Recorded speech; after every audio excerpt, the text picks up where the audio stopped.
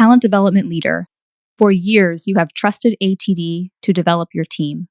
Now ATD is elevating its content, communities, and capabilities to develop you. Talent development leader is ATD's brand for your professional development, providing content that fosters and promotes your thought leadership, community that progresses with your career, and capabilities backed by ATD's capability model that keep you on the leading edge of the field.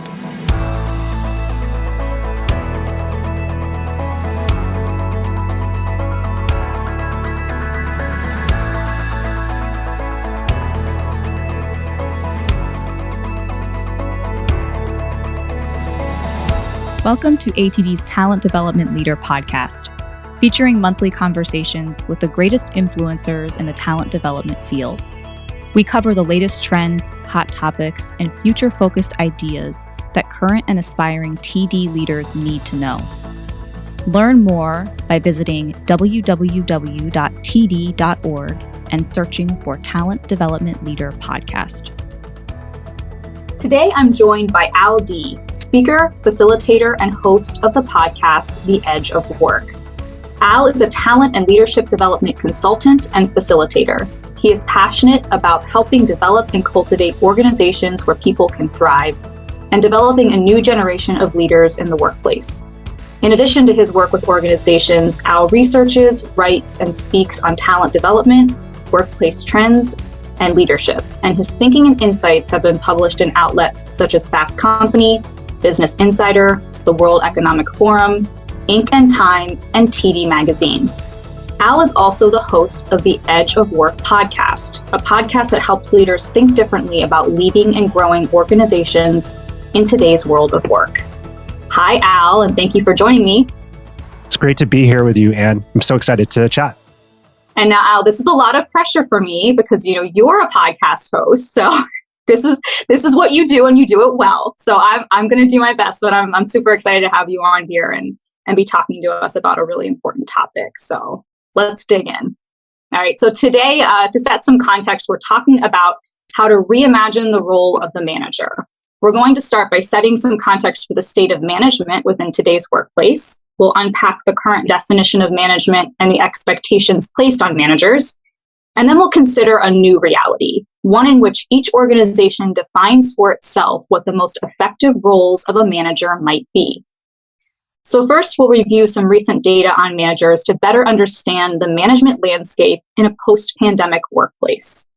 Fortune magazine says, after navigating COVID-19, high inflation, persistent labor shortages, and return to office mandates, managers are burned out. Some 46% of middle managers say it's likely they'll quit their jobs within the next 12 months because of work-related stress, according to a new survey of 3,400 people across 10 countries from the Workforce Institute at UKG.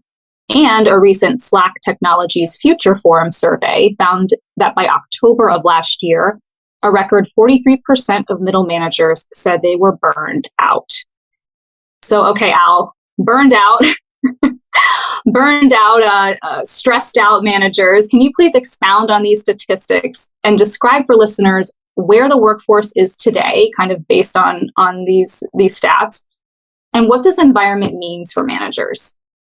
Sure. Well, I think everything we do is always it's important to ground us back into business outcomes, right? In terms of how this affects how a business performs and how they reach their goals. And the things that kind of come up for me when I look at these stats and I hear them are, number one, when you have people who are saying that they're burned out and not well, that is going to hinder things like productivity.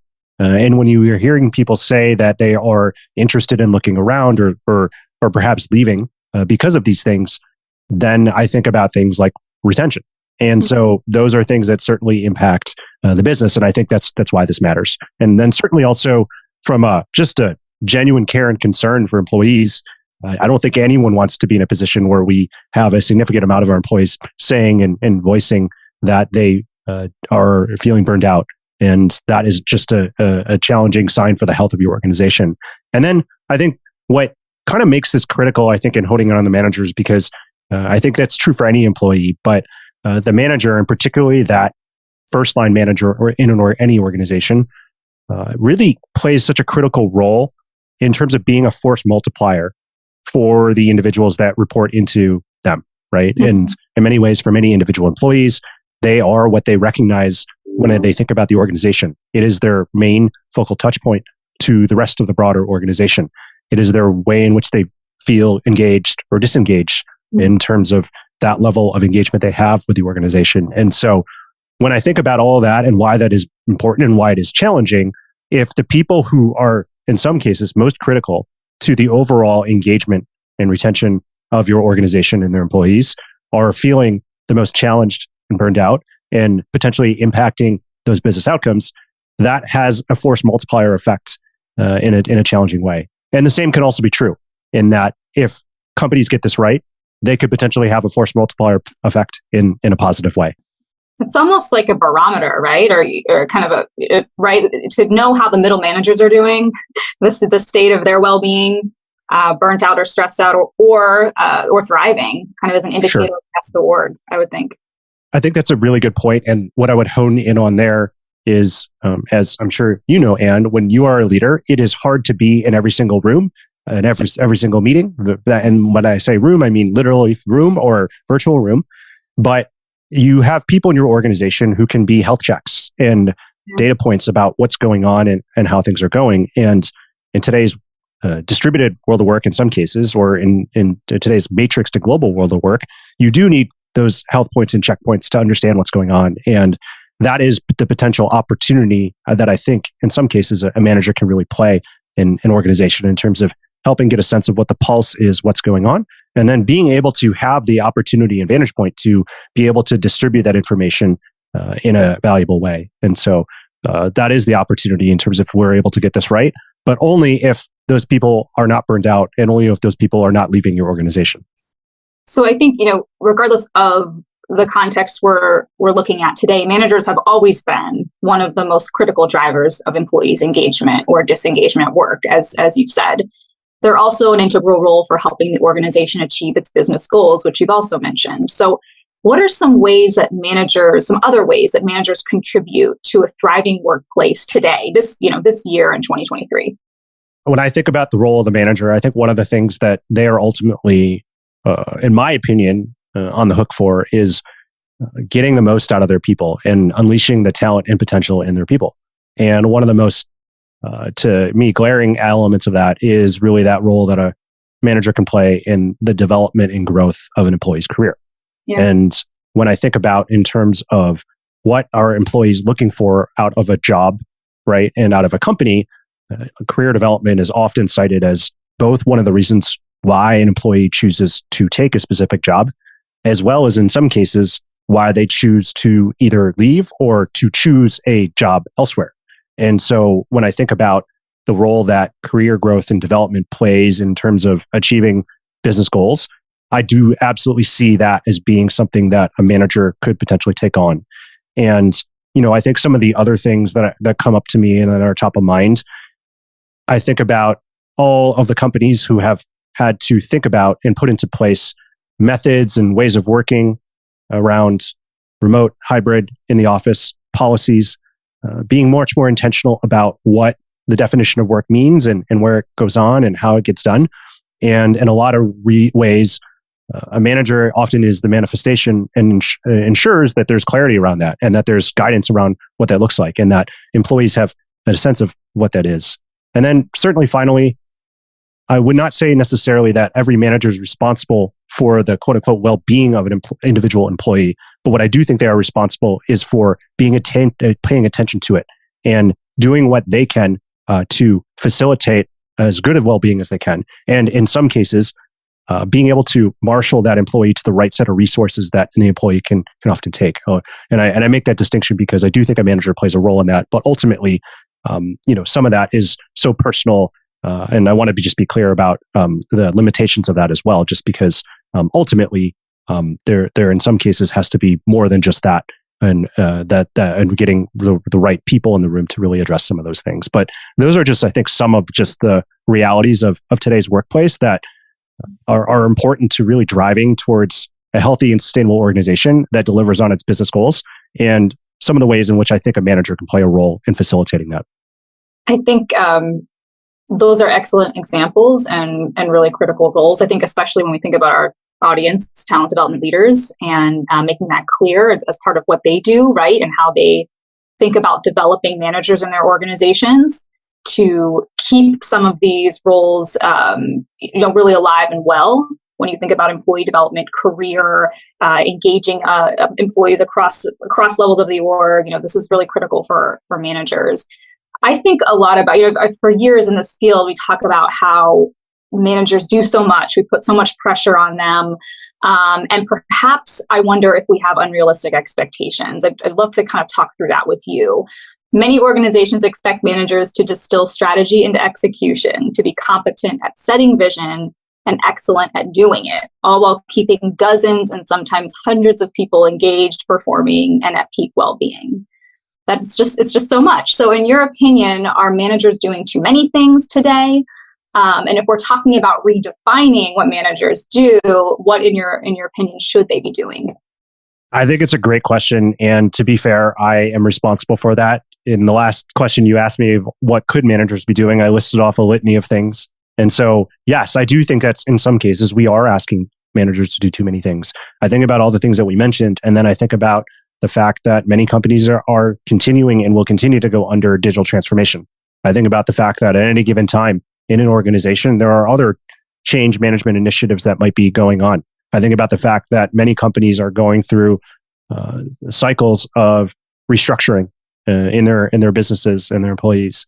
And in a lot of cases, when we put together that toolkit for how the change is going to get rolled out, who do we say is most important in making this happen? The first line manager. So I would say as a blanket statement, yes, we're asking a lot. And I think there's a couple of things and nuances here to this. I think the first thing is just around clarity and definition. And it's just this general idea of being very clear about what we are asking, why we are asking for it, and what specifically are those responsibilities for people. And it's not so much to say, it's not enough to say that, oh, well, we need the managers involved. Here's a toolkit. Like it's got to be more than that. And with that clarity also needs to come definition. And what I mean is that the definition of strategy oftentimes is choice. And the definition of choice is what you choose to do and what you're choosing not to do. And I think we need to be much more clear about the choices that we're making with respect to what we are asking our managers to do. I think it's certainly acceptable and reasonable for an organization to say, we have high expectations of our managers and to want to perhaps give them a lot. Only if we are being very, very clear about the definition and clarity around what we're asking them to do, and that we are supporting actual people to actually do those jobs. I think if you're clear about that, about what it is, and very consistent with it, and also providing resources to do it, I think there will be a lot less potential pushback or a lot less challenge with that, because that clarity is baked in up front. But the reality of it is that I think what often happens too much is that it's another initiative comes down the line and we just throw it over the fence and we push it off to the people that need to be involved, when we could be being a lot more intentional, a lot more thoughtful about that. I like that. I think even with prioritization, right? So there's so many things they could be doing, so many roles they could be filling, but being clear about, like you said, the choices. This is the priority, and yeah. Right. Yeah. I just realized to the second part of your question, what should they be doing? Well, I actually think that's going to depend company to company to what I just said. I think companies should have the feel like they have the thought and autonomy to be able to define that for themselves. But I think I can maybe offer a baseline, just starting point, just to get the conversation rolling. So I would say 3 things, because I think 3 is a nice number to anchor on. So the first one would just be to get a manager should get a team to a desired and agreed upon outcome, right? Or set of outcomes, right? And so it's that general nature that they are there to help ensure that like the trains run on time and that the train is going in the direction towards that outcome, right? I think most people would agree that generally speaking, that is something that a manager has done and will continue to do. I would say the second one is around this idea of creating conditions for success.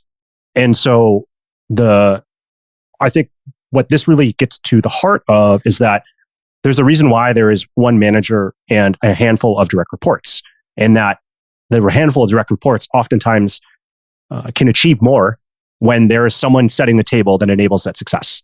And so I think a critical role of the manager is figuring out, how do I do that? How do I set conditions in place so that we collectively can do what number one, which is achieve that collective goal. And then the last maybe definition, which I mentioned briefly in terms of career development, is just a general idea of unleash the potential in every individual. And that potential is in terms of coaching, feedback, and direction, in terms of how to make the trains run on time, in terms of what they need to get done, but potential in that helping that employee see what their potential is and how they could grow, whether it's in the job or in their career. And so I would say, as a starting point, maybe a tactical thing is, if you're thinking about redefining the role of your manager in an organization, those could be 3 things that you can start with, and then think about, where do we agree? Where do we not agree? What will we add? What will we take away? But I think directionally speaking, that might be a good way to frame what a manager could look like in today's world of work. I think in my experience, that second one has been, when I've been in a situation with an excellent manager, someone who does that well, has really made the difference for me, creating an environment where I can succeed. I think the third one is in my experience, it's typically an afterthought, right? The developing your people in such an intentional way for managers typically becomes an afterthought. And I agree with you that is something that should be elevated today to a more critical part of the role. Yeah, and I also think, to your point, managers only have the same amount of hours and minutes in a day as the rest of us do. And that's why I do believe that definition piece is most important, particularly from a leadership level. Because if you write it in the job description, well, and make it clear that that's what it is, you have a higher likelihood of enabling that success to actually happen, right? And that it won't just be an afterthought. It'll actually be people realizing, oh, this is actually part of what's expected of me in terms of meeting expectations or doing my job. And I think that's why, even though this idea of coming up with a definition of something seems so simple and foundational, I do think it is so critical, because what we bake into that baseline infrastructure and what we communicate out and when we drive clarity around that has an ability to really be a force multiplier across the organization. But I also think in some cases that may not necessarily land well in certain organizations, because they've been doing this in a much, much different way. And so I do think it would also, classically, those things that you mentioned would be also things that might be slightly different about management today that maybe wasn't always true in every organization. I'd love to hear some in practice examples. So some examples from companies who maybe have figured out how to redefine management expectations and elevate some of these roles, and what we might learn from them. Sure. One area that I've always learned a lot from, and this is maybe introducing my own bias because I worked in this profession, but I started off my career in professional services. There's a lot to be learned from some of the talent development and talent management, as well as cultural practices of professional services firms. And the reason why I like to draw on them a little bit is because professional service firms understand something better than any other type of company, in that their product is their people. And when they build a better product, when they invest in their product, they will get a much stronger ROI. And whenever they can see a potential investment that is going to yield a couple X return, that is a dollar that they're willing to spend and invest any day of the week. And what I like about oftentimes of this case study and this example, oftentimes when you're in professional service firms, it means you're working in client services. And so you're working on projects and engagements for a specific client. It also often means that in order to promote a sense of consistency in all the projects that are delivered, there needs to be very clear understanding of role, of hierarchy, of the norms in each of the roles. And that way, when you just throw a bunch of team members in the room who have never worked together before, they understand, based off of that roles and those hierarchies, that even if they've never worked together before, about what they should be doing at any given time. And so I think there's a lot to be learned from professional service firms, particularly how they think about roles and specifically about managers. And just as an example, there's a number of different professional service firms out there where they're very clear about, at each level of being, of each role, and specifically the manager, here is the definition of it. Here are the specific types of tasks, work streams, and modules that you are supposed to do, as well as what the general expectations are, just like any other competency framework that you might see within an organization.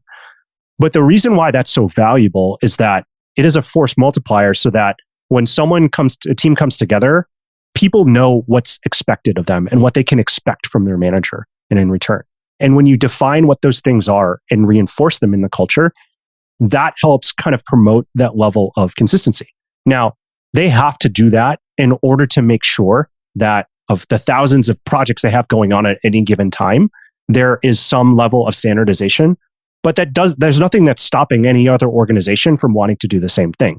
And I think what is most helpful, the other thing that is also most helpful in that is that a lot of times in these professional service firms, there is a culture that is heavy on apprenticeship, on mentorship, on in the moment, like coaching and just learning.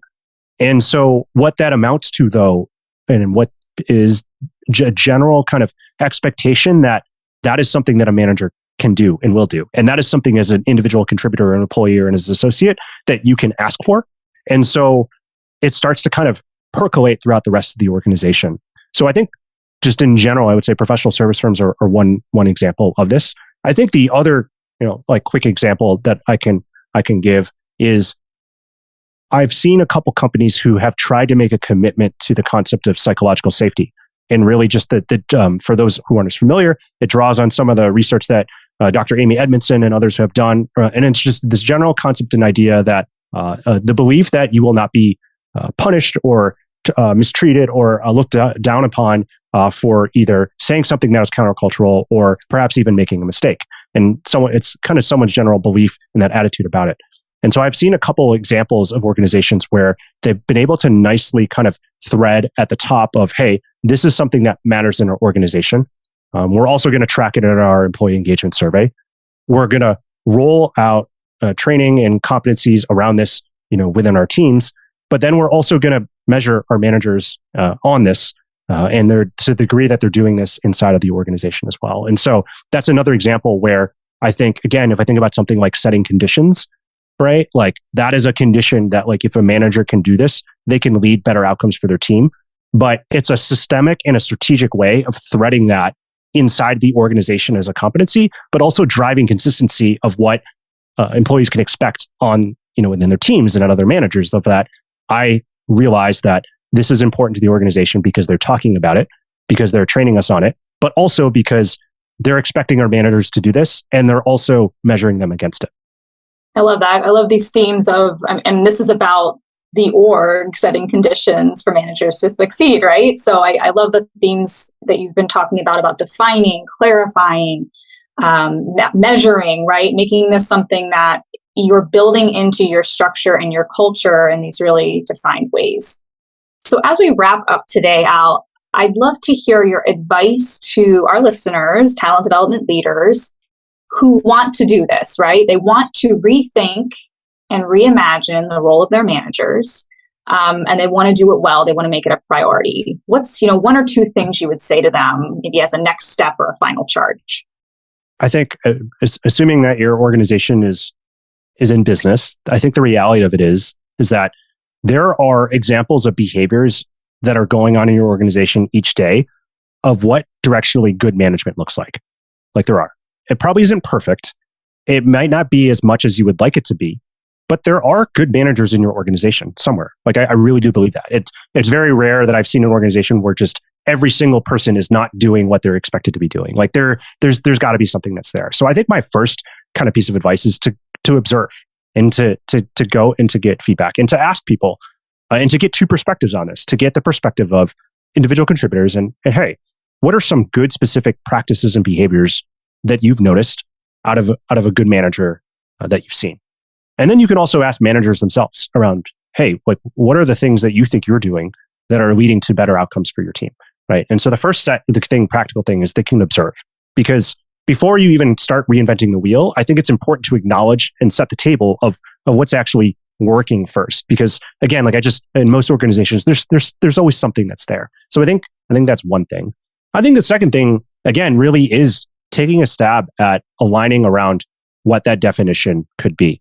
And I think companies will probably do this sequentially kind of differently. But if you think about all the different, more strategic things that you think about in terms of talent strategy and workforce planning, in terms of goal setting, competency modeling, all those things, those are all levers to think about how a manager shows up across the dimension of kind of your talent lifecycle. And so as you think about defining and collating around what your definition of a manager is, those are almost like your forcing functions and your mechanisms to ensure that whatever you kind of define around is actually going to be carried out inside of your organization. And so the second thing would be to like take that inputs of what you're observing and to start kind of trying to go and actually take a stab at kind of being like, in our organization, this is what it could look like. And so I do kind of think though it starts with that observation piece, because there's some good managers in your organization. And I think your goal first should be to find out where they are, understand what they're doing, and understanding how how if we could get more of that in an organization, what could we coalesce that around, or what could we define that as, so that we could get more people to start modeling those types of behaviors to drive better results. Thank you so much for your time today, for all of these insights about managers. I think this is valuable information for TD leaders as we think not only about developing our own managers, but redefining their role, right? There's more we can do, and there's more that our managers can be. And I think it's really exciting to envision that future together. Can you, as we close out today, please tell our listeners where they can find out more about your work, including your podcast? Thank you. Well, they can check out my podcast, The Edge of Work, wherever you get your podcasts. And again, it's really a podcast for leaders who are looking for ideas to think differently about leading in the workplace, about developing people and developing leaders and other topics related. And we do definitely talk about managers. And then certainly if this resonated or if you have any questions, feel free to connect with me on LinkedIn. I'm always love to hear from folks who want to talk about this stuff. Thanks so much, Al. Thank you. Thank you for listening to this podcast by the Association for Talent Development. If you found this show insightful or useful, please be sure to like, subscribe, and share it with a colleague.